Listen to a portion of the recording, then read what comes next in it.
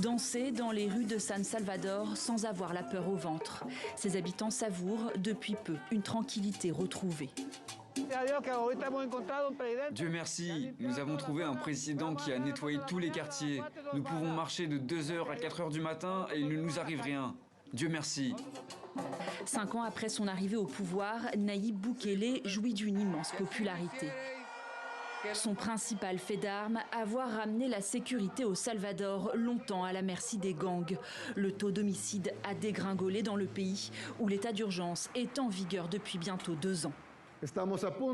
Nous sommes sur le point de gagner la guerre contre les gangs. Et ce ne sera pas seulement un triomphe pour notre police civile nationale, nos forces armées, pour ce gouvernement, mais ce sera un triomphe pour nous tous qui aimons ce pays.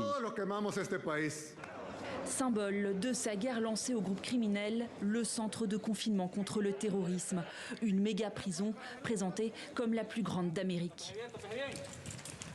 Plus de 75 000 gangsters présumés arrêtés depuis 2 ans et des autorités qui ne font pas dans la dentelle. Arrestations arbitraires, cas de torture ou encore décès en prison. Les ONG dénoncent de nombreux abus. Des familles clament l'innocence de leurs proches. Il n'avait pas de tatouage ou quoi que ce soit. Il était travailleur journalier, il travaillait dans les champs. Il n'était pas impliqué dans ce genre de choses. Et mes enfants passaient toujours du temps avec lui.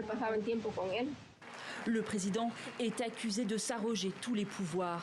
En 2021, il remplace les juges de la Chambre constitutionnelle de la Cour suprême. Objectif, contourner la Constitution qui interdisait jusqu'alors à un président de briguer 2 mandats successifs. Nayib Bukele est taxé d'autoritarisme, mais assume cette image, voire la cultive, se qualifiant lui-même de dictateur cool sur les réseaux sociaux. Charismatique et têtu. Malgré les avertissements du FMI et de la Banque mondiale, il érige en 2021 le bitcoin en monnaie officielle à côté du dollar. Mais selon une étude, la monnaie numérique n'a quasiment pas été utilisée en 2023. Un échec que l'écrasante majorité des électeurs préfèrent ne pas relever. Avec 90% d'opinion favorable, le dirigeant le plus populaire d'Amérique latine est certain de l'emporter dimanche.